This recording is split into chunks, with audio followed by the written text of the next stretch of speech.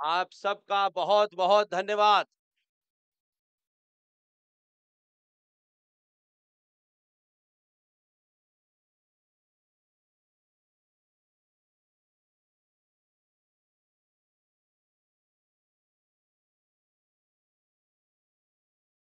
आज के इस कार्यक्रम के आयोजक राष्ट्रीय जागृति मंच और पिछले लगातार 3 साल से मैं आपके पास आ सकूं, उसमें अकोला के श्री नवल जी तवारी जी का बहुत बड़ा रोल है।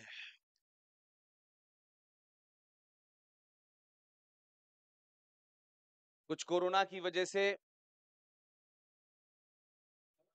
कुछ आपके राज में सत्ता में बैठने वालों का मिजाज भी ठीक नहीं था, इसलिए शायद मुझे यहां आने में देरी हुई।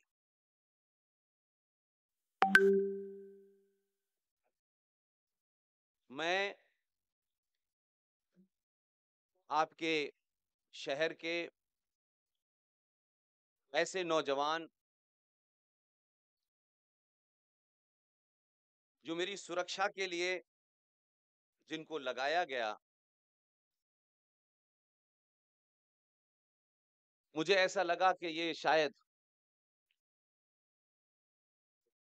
कोई स्पेशल फोर्स के लोग हैं।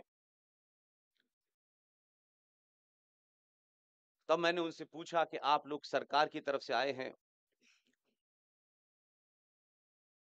पूरे 12 साल में ये पहला अवसर है कि नौजवान जो मेरी सुरक्षा या मैं यहां सही से पहुंच जाऊं, इसमें से किसी का सरकार का लेना देना नहीं है। ये स्वयं अपनी इच्छा से मेरी सुरक्षा में। इन सब ने कहा कि हम आपको इतने समय से सुन रहे थे। हमारे मन में ये सवाल आया कि हम आपको नजदीक से कैसे देख सकें, आपको छू के कैसे देख सकें। इसलिए हमने ही आयोजकों से कहा कि हमें सुरक्षा में लगा दीजिए ताकि हमारी तमन्ना पूरी हो जाए।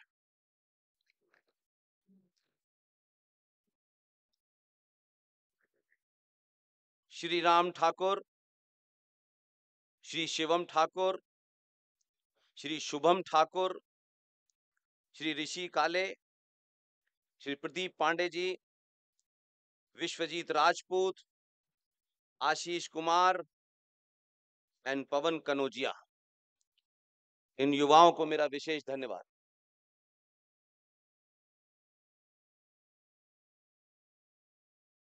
अभी मंच से बताया गया, दिन में शहर के कुछ गणमान्य लोगों के साथ बातचीत हुई। उस वक्त मुझे बताया गया कि करीब इस जिले के और आसपास के कोई 130 संगठन पहली बार इस कार्यक्रम के लिए एक साथ आए हैं।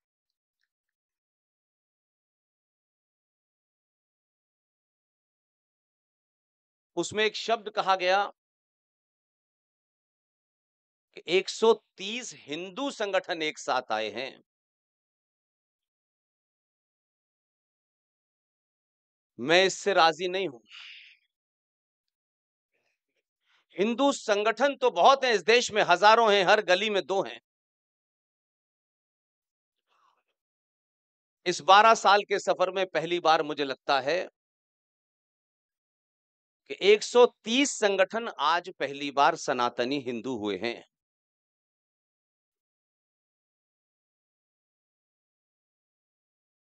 इसलिए हिंदू होना, सनातनी होना और उसका कार्य निभाना दो अलग-अलग बातें हैं। आखिर क्या वजह है कि 2023 के भारत में पूरी दुनिया आपको, आपके सामर्थ्य को, आपके संस्कारों को, आपके इतिहास को, आपकी संस्कृति को एक ऐसे रूप में देखती है कि वो ये मानते हैं कि भारत,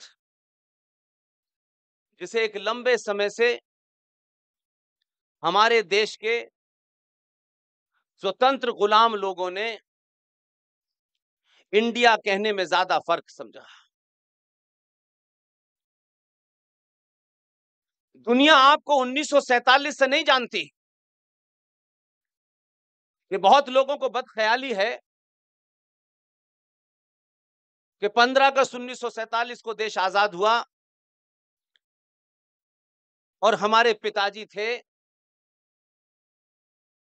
और तब से ही ये हिंदुस्तान शुरू हुआ है। उससे पहले ये लोग नहीं थे।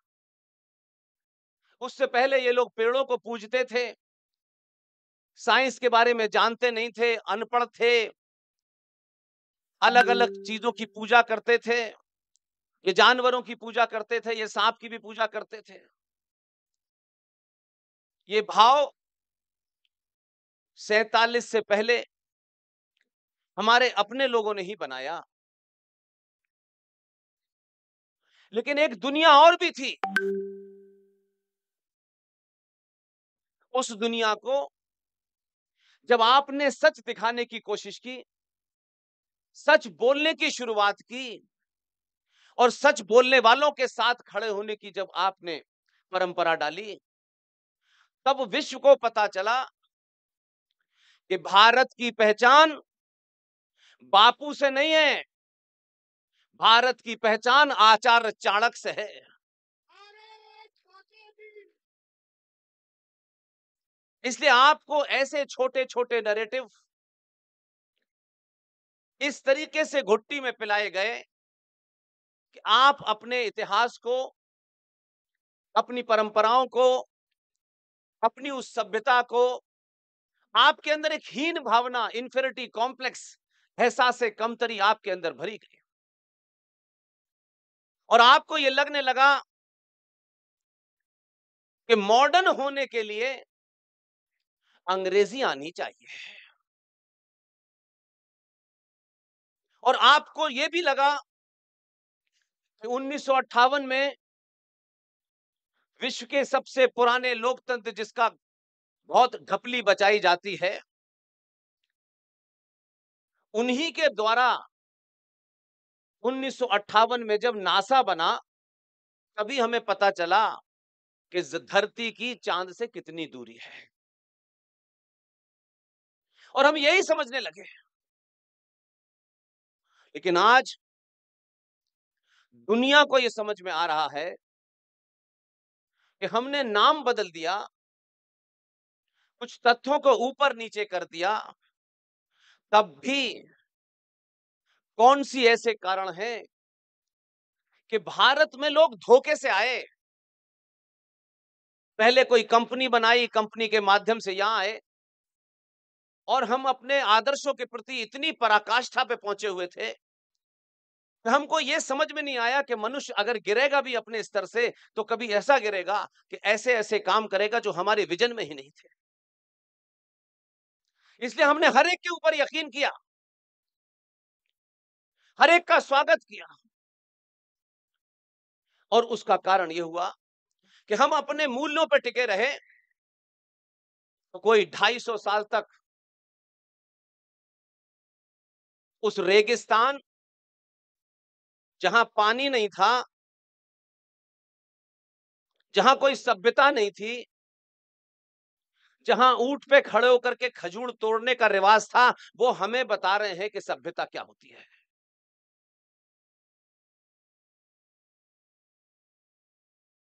फिर उसके बाद दूसरे आ गए और उन गोरों ने, आज भी हम उस इंफिनिटी कॉम्प्लेक्स से आज भी ग्रस्त हैं। जितनी उनकी गिनती थी, अगर उतने पत्थर भी उन पे फेंक दिए जाते, तो वो यहां से भाग जाते हैं। और अपने ब्रिटिशर्स ने अपनी किताब में लिखा है कि जब हम यहाँ आए तो लोग हमारे ऊपर फूल बरसा रहे थे, तब हमको ये ताज्जुब हुआ कि ये तो महामूर्ख हैं, यहाँ तो लंबे समय तक राज किया जा सकता है। हम मूर्ख नहीं थे, हमारे बीच में कुछ चाटुकार पैदा हो गए थे, हम असल में मूर्ख नहीं थे। और आज जब संचार क्रांति अपने चरम पर है, आपको इस क्रांति से कोई रोक नहीं रहा है। ये इंफॉर्मेशन का जो एक छोटा सा आपके हाथ में आला है, ये रिक्शे वाले के पास भी है और हिंदुस्तान के सबसे बड़े करोड़पति के पास भी है और प्रधानमंत्री के पास भी है। इस संचार क्रांति ने कुछ बातें पब्लिक में ला दी हैं, तो जो झूठ के पुलंदे थे, जब वो खुलना शुरू हुए, तो कहा जा रहा है कि भारत इंटॉलरेंट हो गया है। और ये इंटॉलरेंट भारत बड़ा खतरनाक है। या नहीं, आपको अपने पूर्वजों का सही बोध हो गया है, अपनी सभ्यता का बोध हो गया है। आप कौन थे, कहां से आए थे, क्या आपकी संस्कृति है, क्या आपकी मान्यताएं हैं, क्या परंपराएं हैं, इस बोध होने से बहुत सारे लोग डरे हुए हैं। तो उन्होंने अंग्रेजी में एक शब्द निकाला, भारत इंटॉलरेंट हो गया है। अगर 2023 में सनातनी हिंदू अपनी 700 साल की गलतियों से प्रायश्चित करके अगर आगे बढ़ के अपनी पहचान पे गर्व करने लगा है, तो पूरे भारत को इंटॉलरेंट हो जाना चाहिए।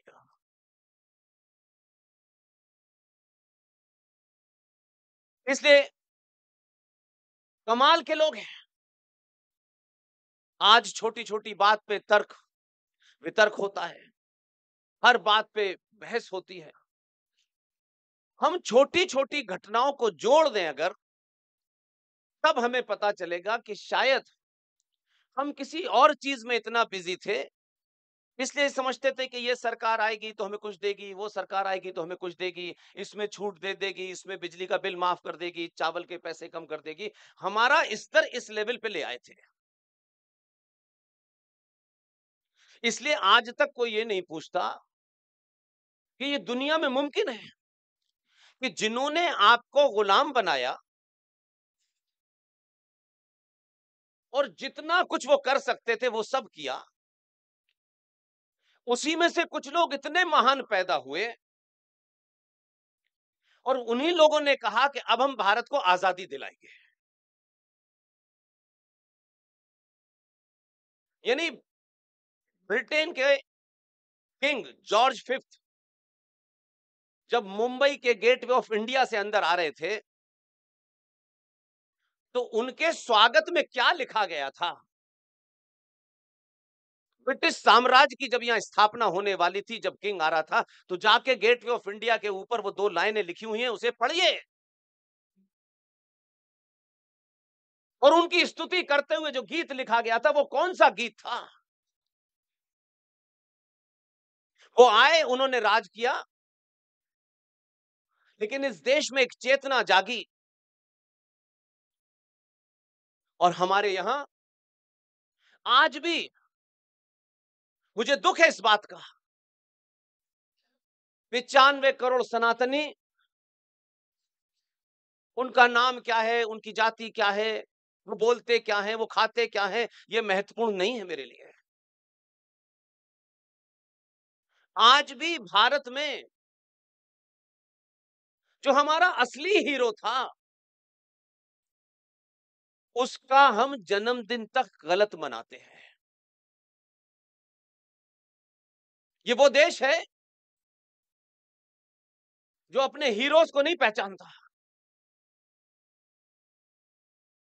इसलिए जिस आदमी ने बलिया में जन्म लिया था और मेरठ के पास की बैरक में, उसको ये लगा, क्योंकि शायद मैं समझता हूं उसके पूर्वज, उसके परिवार में जरूर परशुराम की भक्ति करने वाले लोग रहते होंगे। इसलिए जब हम अपने आदर्शों के नाम लेते हैं तो सिर्फ उनकी तस्वीर लगाने से भाव नहीं बनता, उनके भाव को अपने अंदर उतारने से तब बात बनती है। जो लोग कहते हैं कि ब्राह्मणों ने जाति बनाई है,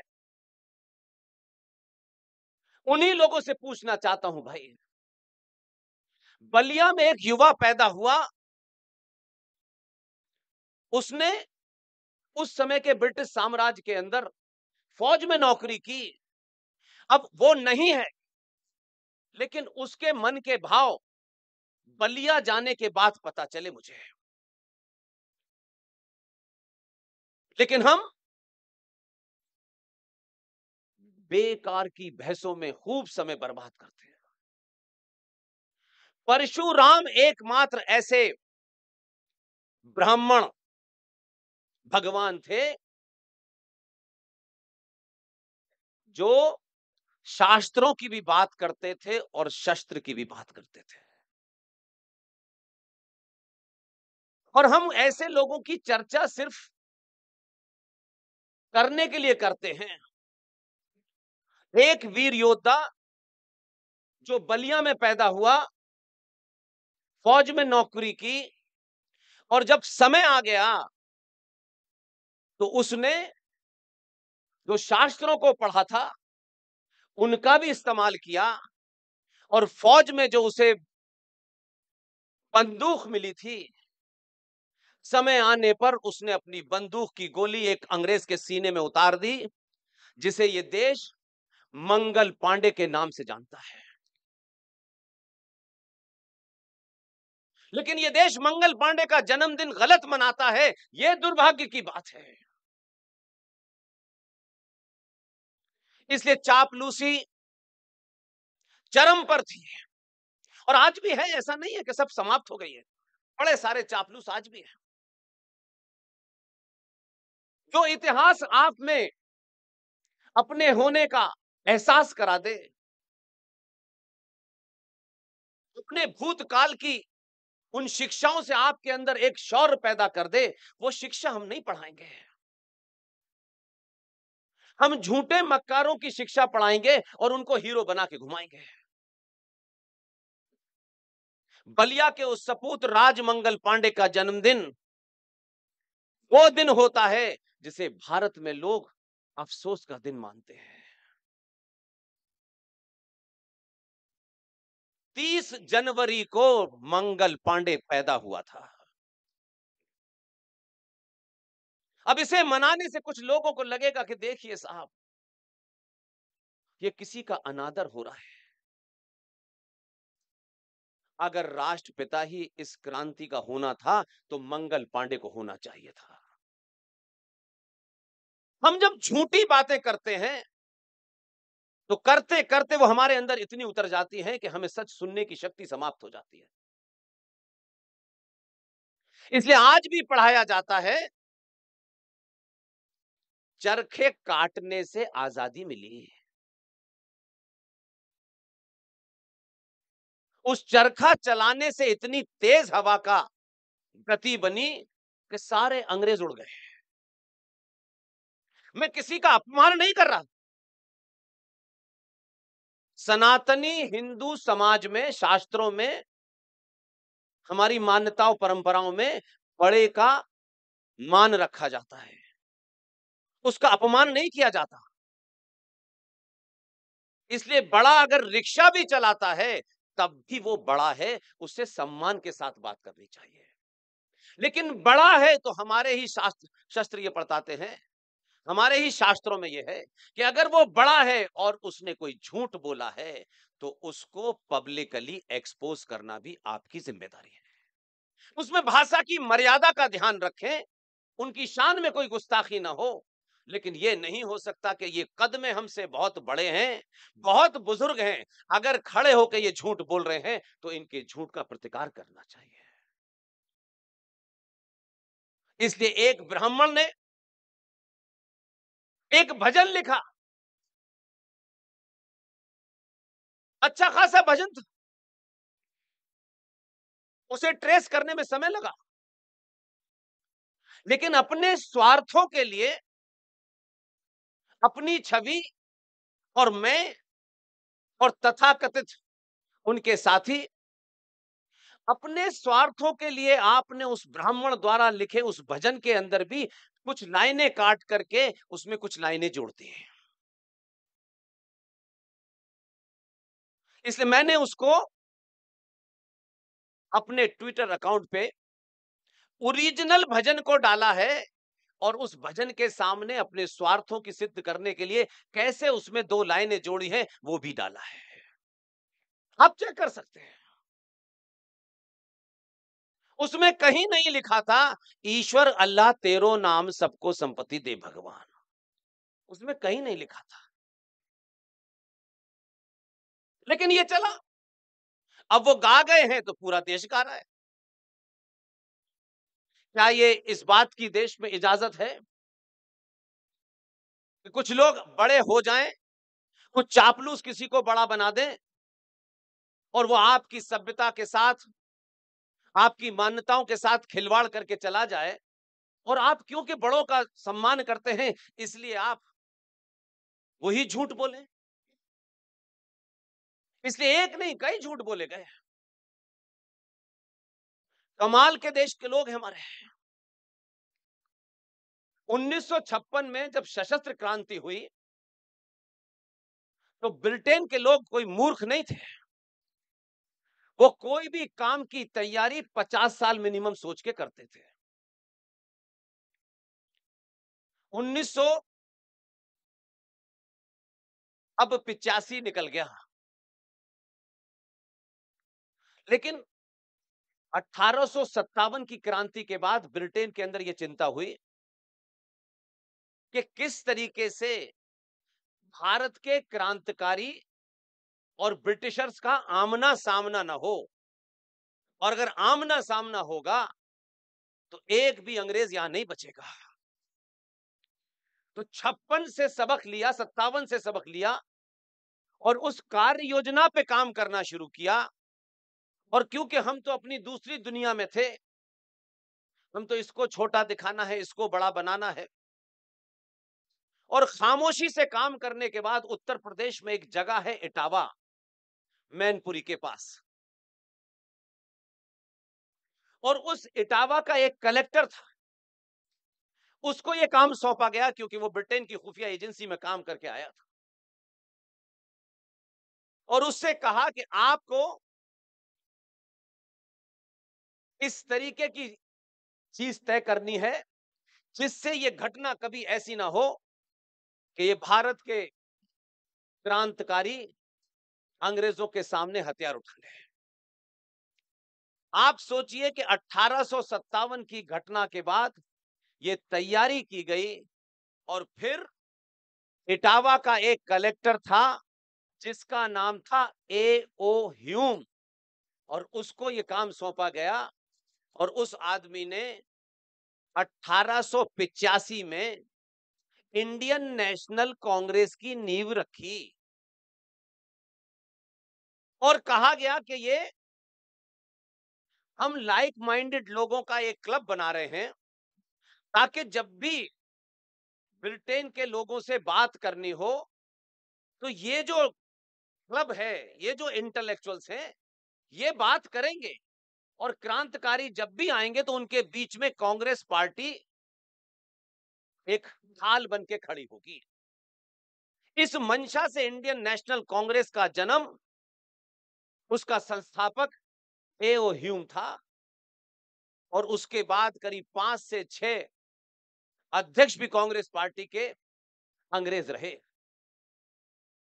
और उसके बाद की आप क्रांति देखेंगे, जब भी भारत के युवाओं ने सशस्त्र क्रांति की तो बापू और बापू के साथ उनके सारे चेले चपाटे बीच में आके खड़े हो गए कि हम तो अहिंसा के पुजारी हैं,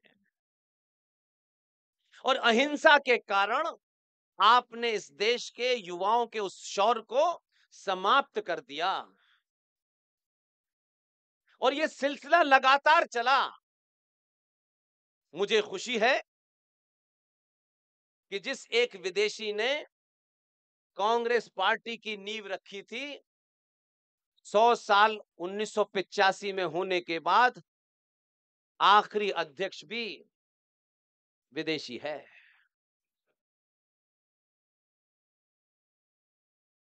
इसका समापन भी इन्हीं के हाथों होना था। इतिहास ये बताता है, राष्ट्रों के जीवन में बहुत सारे संगठन बनते हैं और 100 साल होते-होते वो संगठन अपने आप को समाप्त करने जैसे काम शुरू कर देते हैं। 1885 में बने और 1985 में आखिरी चुनाव जीता और अब स्थिति ये हो गई है कि उस पार्टी के राजकुमार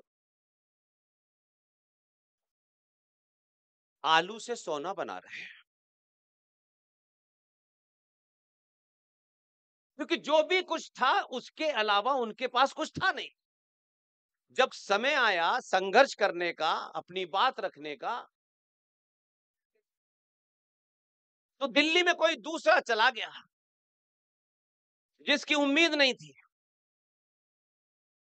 उसने भी खुला छोड़ दिया उनको। स्थिति यहां पहुंच गई है, ये मैं शुद्ध रूप से भारतीय सनातनियों से कह रहा हूं। वो जो थोड़ा बहुत आपके अंदर कहीं हीन भावना है, आप अपने आप को अगर कमतर आंकते हैं, तो ये भाव आपको जरूर जगा देगा। आपको किसी से मार मार करके कुछ नहीं करवाना है, कुछ नहीं करवाना है। आप सही रास्ते पे आ जाएं, तो लोग अपने आप सही रास्ते पे आ जाएंगे। इसलिए आपने 14 में कोई गलती नहीं की, उस कारण से वो तो जाता है मंदिर में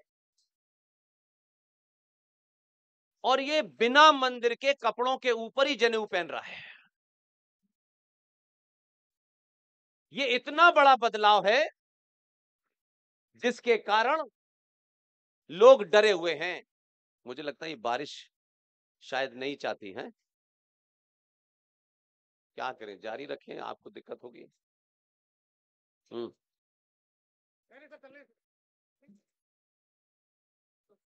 इसलिए एक और झूठ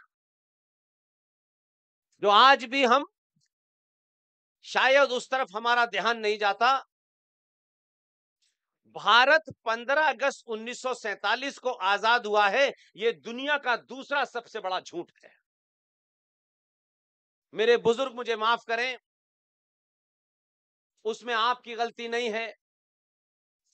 आप भोले और अच्छे मन के लोग थे, आपने कभी बड़ों पे सवाल नहीं उठाया।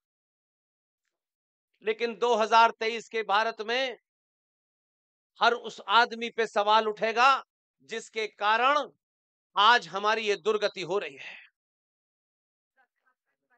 जो समाज इतिहास को सही से नहीं पढ़ता, इतिहास उसे भी पढ़ना छोड़ देता है। 15 अगस्त 1947 को भारत आजाद नहीं हुआ है और एक झूठ फैलाया गया पूरे देश में कि भारत के पहले प्रधानमंत्री फूलवाले चचा थे। पूछा कब थे, तो 99% सनातनी हिंदू को नहीं पता कि कब हुए। एक इंप्रेशन है कि 15 अगस्त 1947 को आजाद हो गया देश, उसके बाद ये शपथ ली गई होगी। ये सबसे बड़ा झूठ है। 1946 की 7 ऐसी घटनाएं हैं जो भारत के किसी इतिहास की किताब में नहीं पढ़ाई जाती है। इसलिए इतिहासकार भी उसी तरीके के चाटुकार चुने गए ताकि वो वही इतिहास लिखें जो वो चाहते हैं, और जो ओरिजिनल डॉक्यूमेंट है उनको इतना नीचे दबा दो कि कभी ये वहां तक पहुंच ना पाए। इसलिए 1946 की 6-7 घटनाएं मैं आपके सामने रखता हूं, आप तय कर लीजिएगा कि ये सब क्या हुआ था जिसे हम आजादी समझ रहे हैं। जनवरी 1946 में भारत की 15 प्रांतीय असेंबलीज थी। उन 15 प्रांतीय असेंबलीज को चुनाव घोषित हुए और 15 प्रांतीय असेंबलियों की कुल संख्या 1585 मेंबर थे। उसमें से 492 सीटें मुसलमानों के लिए रिजर्व थीं। चुनाव मुस्लिम लीग और कांग्रेस पार्टी के बीच में था। मुस्लिम लीग ने 492 में से 429 सीटें मुस्लिम लीग ने जीती। कुल मिलाकर के कांग्रेस इलेक्शन जीत गई। जैसे ही ये रिजल्ट आए, उसके फौरन ही मार्च में ग्रेट ब्रिटेन के प्रधानमंत्री क्लेमेंट एटली का एक बयान आया कि हम भारत को शीघ्र ही सत्ता का हस्तांतरण करने वाले हैं, यानी ट्रांसफर ऑफ पावर करने वाले हैं। तो मार्च के बाद अप्रैल आया। इस तैयारी को कनेक्ट करेंगे तब आपको जो मैं कहना चाहता हूं वो बात पहुंच जाएगी। 1940 में 23 मार्च को 23 मार्च 1940 मुस्लिम लीग का अधिवेशन लाहौर में हुआ और लाहौर के उस अधिवेशन में यह रेजोल्यूशन पास हुआ कि हमें पाकिस्तान चाहिए। तो उस वक्त जब वो चुनाव हुआ तो मुस्लिम लीग के लोगों ने एक कमेंट किया। जिन्ना ने ये कमेंट किया और जो वो चाहता था वही हो गया। उसने कहा कि कांग्रेस पार्टी के पास जो मुसलमान हैं ये नकली मुसलमान हैं, असली हमारे पास हैं। तो जब आप इन्फिनिटी कॉम्प्लेक्स के शिकार होते हैं तो आप दूसरे के एक बयान से कितनी जल्दी विचलित हो जाते हैं, और तत्काल प्रभाव से जो उसका बयान आया तो आपने झारखंड की राजधानी रांची के पास एक जगह है रामगढ़, वहां कांग्रेस का अधिवेशन किया और तत्काल प्रभाव से मक्का में 1888 में जो शख्स पैदा हुआ था, जो 1902 में भारत आया था, उस आदमी को कांग्रेस पार्टी का अध्यक्ष बनाया, जिसे भारत का पहला शिक्षा मंत्री भी बनाया गया। उसका नाम था मौलाना अबुल कलाम आजाद। जैसे ही ये हुआ तो आपने 20 अप्रैल को चुनाव की घोषणा कर दी कि कांग्रेस पार्टी अपना अध्यक्ष चुनेगी। कैसे बात इज डिफिकल्ट। सर एक मिनिट मी फक्त भारत माता की जय श्रीराम। माझी सर्वांना विनंती आहे, प्रत्येक जण जागेवर राहील आणि जर जास्त पाऊस वाटत असेल तर चेअर डोक्यावर घेऊन उभे राहा। हे अत्यंत महत्त्वाचं असं व्याख्यान आहे। धन्यवाद। करना इधर से ऐसे।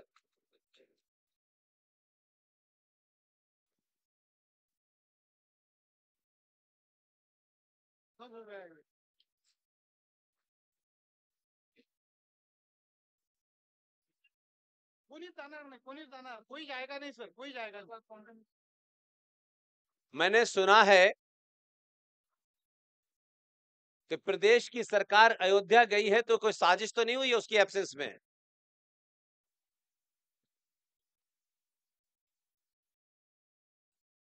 1946 में 20 अप्रैल 1946 को तत्काल प्रभाव से यह घोषणा की गई कि कांग्रेस पार्टी अपना अध्यक्ष चुनेगी। बहुत तेज बारिश नहीं, वो तो है लेकिन तेज बारिश है।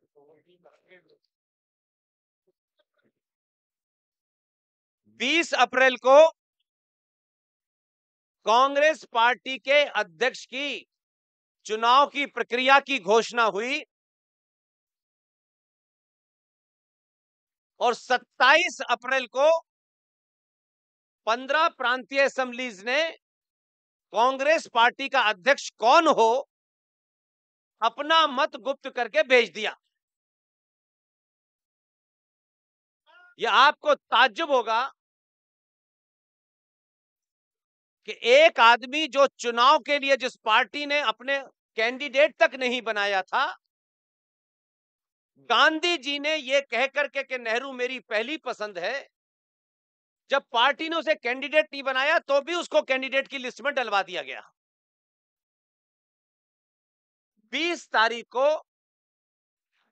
घोषणा हुई और 27 तारीख को 15 प्रांतीय असेंबलीज ने अपना गुप्त मतदान देकर के दिल्ली भेज दिया। जब मतपेटियां खुली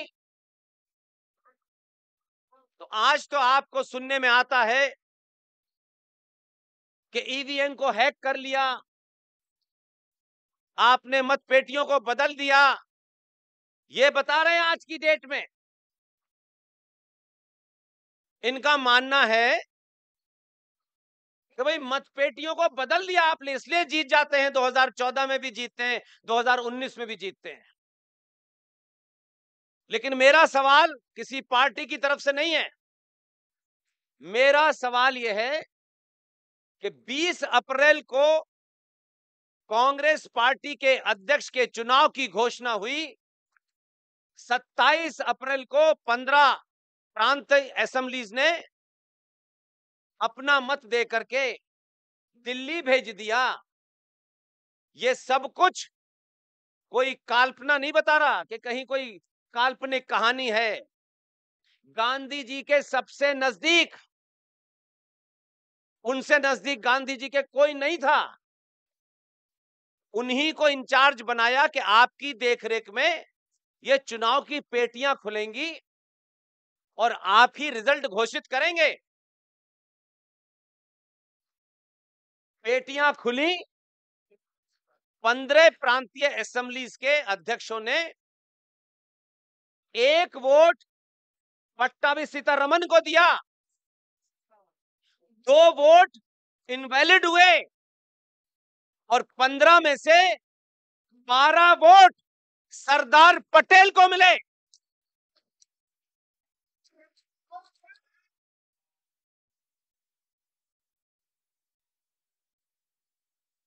बिजली चमक रही है, कुछ जरूरत नहीं। देखिए, मुझे आयोजक बता रहे हैं कि जो लोग मोबाइल खोले हुए हैं वो अच्छी बात है, लेकिन बिजली का संपर्क हो गया तो गड़बड़ हो जाएगी, इसलिए मोबाइल न खोलें, कोई ऐसी घटना न घटे। तो 12 वोट सरदार पटेल को मिले और जिन्हें हम पिताजी कहते हैं, पिता का दर्जा देते हैं, उन्होंने ये कहा कि नेहरू की हार मेरी हार है। और फिर सरदार पटेल के ऊपर जिस तरीके का दबाव बनाया, एक स्वाभिमानी आदमी, उसको ये काबिल कबूल नहीं था, उसने उनकी चिट्ठी छोड़ी और चला गया। जो आदमी अपनी पार्टी के 15 में से एक भी वोट नहीं ले सका, वो आदमी अपनी पार्टी का अध्यक्ष बन गया। 27 अप्रैल को पंडित कहां के थे पता नहीं, जवाहरलाल नेहरू कांग्रेस पार्टी के अध्यक्ष बने और उसके बाद 2 सितंबर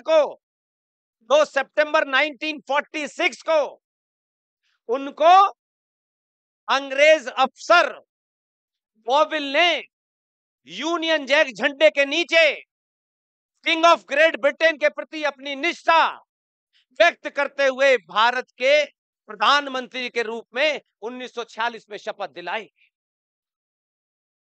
और 9 अप्रैल को कैसे चीजें तैयार थीं, और 9 अप्रैल को संविधान लिखने की प्रक्रिया शुरू हो गई है। अब आप मुझे बताइए, एक साधारण सा सवाल है, आपको तय करना है कि आपका हीरो कौन था। अगर आपके चाटुकार बुजुर्गों से ये गलती भी हो गई, तो भी इस गलती को 2022 में सुधारने में कोई गलती की बात नहीं है, उसे सुधार लेनी चाहिए। जो शख्स अपनी पार्टी का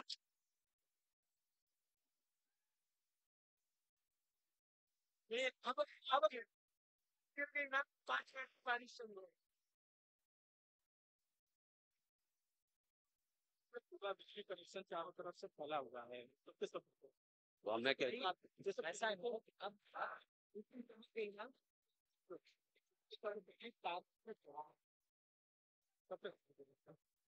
मैं किसी बोला है हिल नहीं रहे ना, पूछिए एक बार पूछिए। आपको आपको ठीक लग रहा है ऐसा? मेरे मेरे मन में थोड़ी ये तकलीफ है कि मैं ऐसे खड़ा हूं और आप ऐसे खड़े हैं।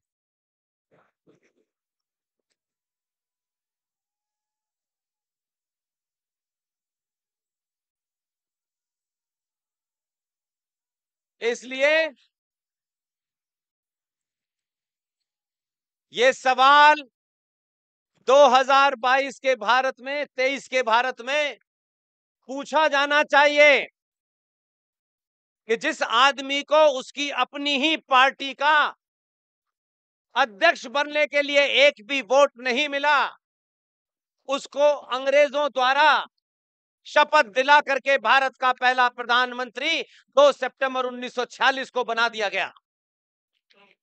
लेकिन एक कैरेक्टर दूसरा है, एक बहादुर भी था उस दौर में, हमने उसकी तरफ नहीं देखा, हमने उसको अकेला छोड़ दिया। आपके बीच में ऐसे ऐसे लोग थे जो चाटुकार नहीं थे, जिन्हें अंग्रेजों की नौकरी नहीं करनी थी, उन्होंने वो रास्ता चुना। और उस रास्ते पे चुनने के बाद मैं ये तथ्य आज के युवाओं के सामने रखना चाहता हूं, आज के बच्चों के सामने रखना चाहता हूं। मेरी बात अच्छी है बुरी है ये महत्व नहीं है, अगर मेरी बात तथ्यों के ऊपर है तो एक भी युवा जो इस सभा में मौजूद है और उसके बाद ये स्पीच दुनिया भर में जाएगी, तथ्यों को ढूंढना और बहादुर के साथ खड़े होना। आने वाली नस्लें आपसे पूछेंगी कि आपके बुजुर्ग दलालों के साथ, डरपोकों के साथ, कायरों के साथ खड़े थे, जब आपको असली बहादुर का पता चल गया तो फिर आज आप किसी चोर के साथ क्यों खड़े हैं? उसी दौर में हम अपने हीरो को याद रखते तो आज ये दिन नहीं आता। उसी दौर में ब्रिटिश साम्राज्य के नीचे, ब्रिटिश इंडिया के नीचे, जब उनकी सत्ता यहां थी, जब उनकी लोग यहां थे, जब उनकी फौज यहां थी, भारत के बंगाल में एक पुत्र, और ये खास तौर से उन लोगों के लिए है जो ये समझते हैं कि 2 बच्चे होने से ही विकास होता है, 2 बच्चे होंगे तो हम उन्हें अच्छी शिक्षा देंगे, ये उनके लिए बता रहा हूं। इसलिए चेक करे बगैर मेरी बात पर यकीन मत कीजिएगा। एक बच्चा बंगाल के, उस समय ये उड़ीसा और बंगाल एक ही थे, वहां वो बच्चा जन्मा, बड़ा हुआ। आपको पता है 14 भाई बहन थे, 14। कोई नहीं जानता उसके बड़ा भाई कौन था, छोटा भाई कौन था, उसके पिता का भी नाम नहीं जानते। उन 14 भाई बहनों में से एक ऐसा बिरला पैदा हुआ जिसने इस चाटुकारिता को पसंद नहीं किया। 1939 में कांग्रेस का अध्यक्ष चुना गया, अंग्रेजों के कहने के द्वारा उसको गांधी जी ने जाके उससे इस्तीफा मांगा, उसने सवाल नहीं किया, उसने इस्तीफा दे दिया, गांधी जी को चला गया और भारत से निकलने के बाद पूरी दुनिया का भ्रमण किया। ये रिकॉर्ड पर है, ये कहीं किसी किताब में नहीं, रिकॉर्ड पर है। और हमारी टीम के बुजुर्ग साथी प्रोफेसर कपिल कुमार आज ऐसी जगह बैठे हैं जहां ग्रेट ब्रिटेन और भारत के दलालों के बीच में हजारों पेपरों पे साइन किए हैं, वो पेपर आज हमारे कब्जे में हैं। उन्हीं पेपरों में जब वो तथ्य सामने आते हैं तो एक शख्स 21 अक्टूबर 1943, 21 अक्टूबर 1943 को उसने ब्रिटिश इंडिया को चुनौती दी, ब्रिटेन की फोर्सेस को चुनौती दी और 60,000 लोगों की सेना बनाई। उस सेना में से 26,000 सैनिक ग्रेट ब्रिटेन की फौज के साथ लड़ते हुए मारे गए। उसने हिम्मत नहीं हारी। 21 अक्टूबर 1943 को उसने भारत की स्वतंत्रता की घोषणा की। घोषणा करने के साथ ही उसने रेडियो भी चलाया, बैंक भी चलाया, करेंसी भी चलाई और अपने आप को भारत का प्रधानमंत्री घोषित किया।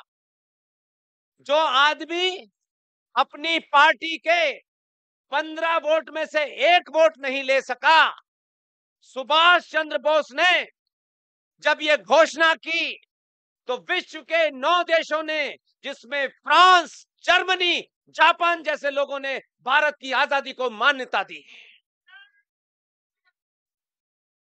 हमने उसको हीरो नहीं बनाया। चाटुकारों ने अंग्रेजों के साथ समझौता किया और 1945 में एक झूठी कहानी गढ़ के उनको किसी प्लेन एक्सीडेंट में मारा हुआ दिखा दिया। लेकिन अंदर से ये देश के दलाल कितने डरे हुए थे। 1958, 1958 तक सुभाष चंद्र के घर की जासूसी ऑफिशियली की गई, जिसकी फाइलें 3 मूर्ति भवन में रखी हैं। इसलिए मैं आज के युवाओं से कहता हूं कि इसकी चिंता मत कीजिएगा कि आप कोई बड़ा काम कर रहे हैं, कोई आपको रिकॉग्नाइज नहीं कर रहा है।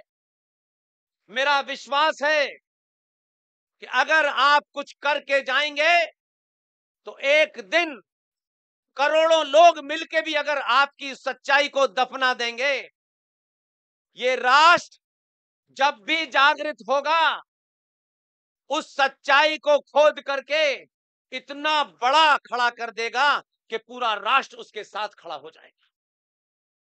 सुभाष चंद्र बोस के न परिवार के कोई लोग हैं, न उनकी कोई पार्टी है, न उनकी किसी को जाति का पता है, लेकिन ये इस बात का एहसास कराता है, बहादुर मर भी जाए, उसकी हत्या भी कर दे, उसके खिलाफ षड्यंत्र भी हो जाए, लेकिन अगर उसकी नीयत ठीक थी तो आज भी जिस सुभाष चंद्र बोस को भारत के इतिहास से अलग कर दिया गया, जिसके बारे में हजारों झूठी कहानियां लिखी गईं, जब समय आया तो दिल्ली में राज सत्ता का जो सबसे बड़ा केंद्र है, उस राज सत्ता के केंद्र के राष्ट्रपति भवन, लोकसभा, राज्यसभा, प्रधानमंत्री का कार्यालय, उस सत्ता के केंद्र में एक समय आया और मैं colonel RSN Singh, major general GD Bakshi, professor Kapil Kumar, professor Pawan Sinha, Sushil Pandit, Lalit Ambardar, इनको हमने कोई ग्रुप नहीं बनाया। ये सब हमारे साथ खड़े हो गए और हमको भी नहीं पता था कि किस शक्ति के कारण हम ये सब कर रहे हैं। और यकायक एक दिन जिस आदमी को आपने जमीन में दफना दिया था, परिस्थितियां ऐसी बनी, गली गली, मोहल्ले मोहल्ले हमने चिल्ला चिल्ला के अपनी बात रखी। उसके कारण आज सत्ता के जो सबसे बड़ा केंद्र है, आज उस केंद्र में सबसे बड़ी जगह इंडिया गेट है।